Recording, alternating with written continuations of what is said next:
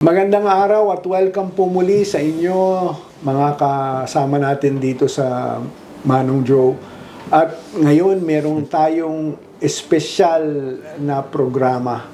Pag-uusapan natin ang mga isyong malapit sa ating mga puso, kalusugan, kabuhayan at pamilya. At ngayon isa pang mahalagang bahagi ng ating komunidad ang bibigyang pansin, ang kapakanan ng ating mga lagang hayop at gayon din yung mga stray animals. Maaaring iniisip ng ilan sa inyo, ano ngayon Manong Joe, paano naman konektado yan sa aming mga seniors? Abay, malaking bagay po. Marami sa atin, lalo na ang mga kaedad ko, na igangay advanced age, ay may alagang aso o pusa. Ako ho ay marami ho akong alaga. Yung isa pa nga ho ay katabi kong matulog, na halos pamilya ko na rin po sila kung ituring. At kung wala man, tiyak may mga stray animals sa ating mga barangay, sa ating mga lugar na nakikita natin araw-araw. Ang kalagayan nila ay konektado rin sa kalinisan, kaligtasan, at kalusugan ng komunidad. Ngayong araw, makakasama natin, at ako'y talagang tuwan-tuwa at it's really an honor. Makakahalubilo natin si Assistant Majority Leader, ang Congressman ng 4th District ng Cavite, ang tinaguriang Congress Meow ng Kongreso, walang iba kundi si Congressman Kiko Barzaga. Congressman, maraming salamat po sa inyo. Congressman Kiko, una sa lahat, ano po ang nagtulak sa inyo para gawing isa sa inyong pangunahing advocacy ang animal welfare sa Kongreso? Para sa akin, mahilig lang talaga ako sa mga aso at pusa. Kaya sinama ko rin sa mga advocacy ko yun sa Kongreso. Na-mention mo in one of your interviews na gusto mong isulong ang Stray Animal Population Control Act. Ano po ang magiging objective ng panukala niyong ito? As per the title, Stray Animal Population Control Act, ito yung nagmamandate na maging responsibilidad ng mga LGU ang pagkontrol ng stray animal population sa kanilang mga jurisdiction and territories. Gagawa kami ng mga kapon initiatives, kapon programs para sa mga stray animals sa isang LGU para makontrol ang mga population nila. And we're already applying it in Dasma, the 4th District of Cavite. Susubukan muna namin i-apply sa mga iba-ibang cities and then eventually to smaller municipalities with smaller budgets. But alam mo ninyo, Congressman, animal welfare, as we all know, is community welfare. At paano ba magandang ako bilang senior citizen, I'm turning 62 soon. Paano ko kaya magandang paliwanag sa miyembro ng mga komunidad kung bakit mahalagang isama sa usaping pampubliko yung animal welfare, yung kapakanan nitong mga alagang hayop at yung mga stray animals? Because outside of being a moral issue, yung animal welfare kasi ay kasama natin sa daily lives natin. Every day, paglalabas ka, may makakita kang mga stray animals and makatulong din sa mga senior citizens, sa kabataan, sa mga locals ng barangay na mas makokontrol ang stray population at ang kalusugan ng mga stray animals kasi kung sakaling magkakasakit ito o tataas yung mga rabies cases, yung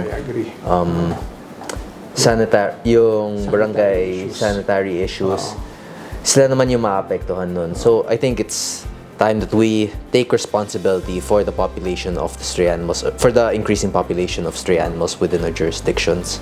Ito ho, Congressman Kiko, sa inyong panukala ang pag-revise ng local government code para gawing obligasyon ng city at provincial veterinary offices ang spray and neuter program. Sa akin, napakalaking bagay po nito para sa mga alaga nating hayop, gayon din sa mga stray animals. At higit sa lahat, sa ating lahat, paano po sa tingin ninyo makakatulong ito lalo sa stray population? Ngayon, kasi ang majority ng mga responsibilities and roles ng city veterinary offices ay para sa mga livestock type na animals. So about the handling of livestock, about the sanitary issues involving livestock, about yung mga naging ASF, mga ganong klaseng issue.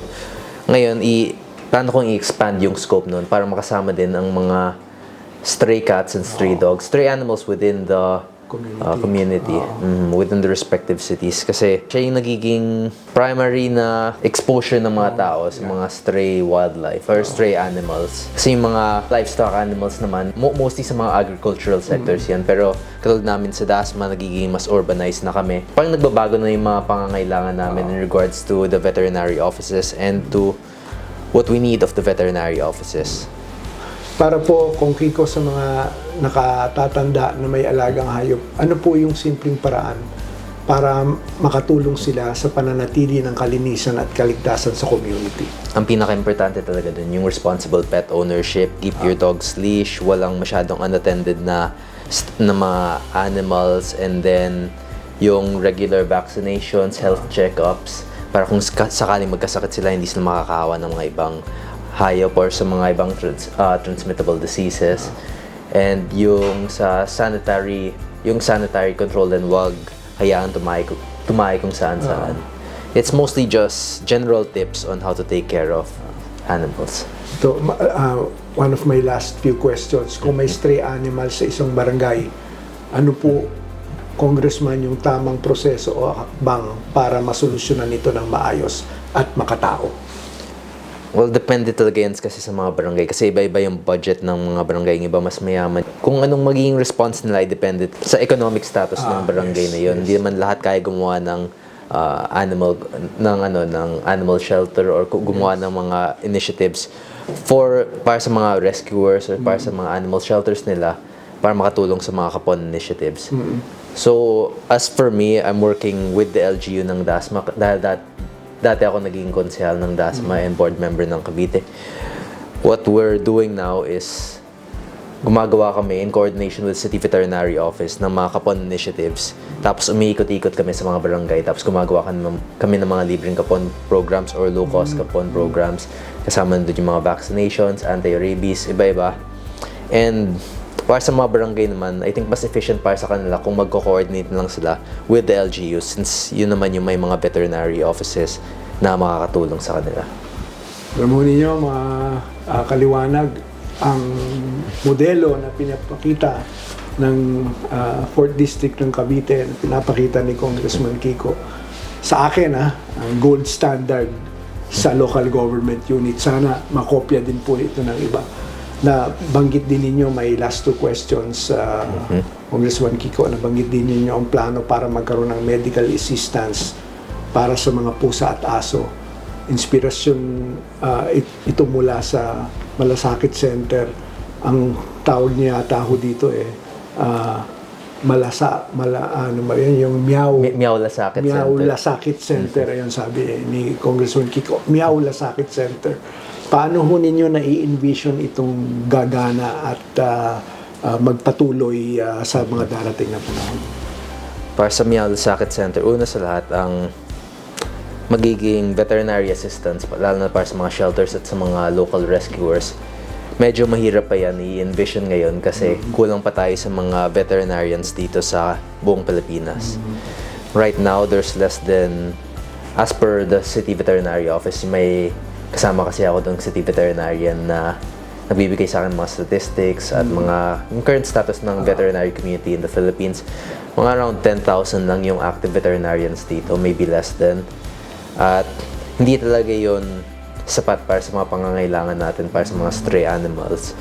At para sa, kahit sa kapon pa lang kulang na tayo ng mga veterinarians lalo na sa mga, paano pa sa mga magiging veterinary assistants para sa mga indigents. So, right now, I want to focus on trying to create more veterinary colleges within the Philippines. Plan namin yun sa KLD ngayon, yung local college namin sa Dasma.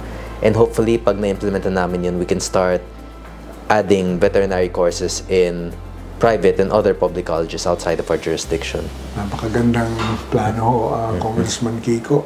Imagine ninyo kung karamihan sa mga LGU magkaroon po ng ganyan, edi ang laking bagay para tugunan natin yung pangangailangan nitong mga stray animals, lalo na po kung Bilang panghuli, Congressman, ano po ang maipapayo ninyo sa mga senior citizens tulad ko po at gayon na rin sa buong komunidad para magsama-sama sa pagtaguyod ng mas maayos at makataong pagtrato sa mga hayop? Just try to be kind whenever possible.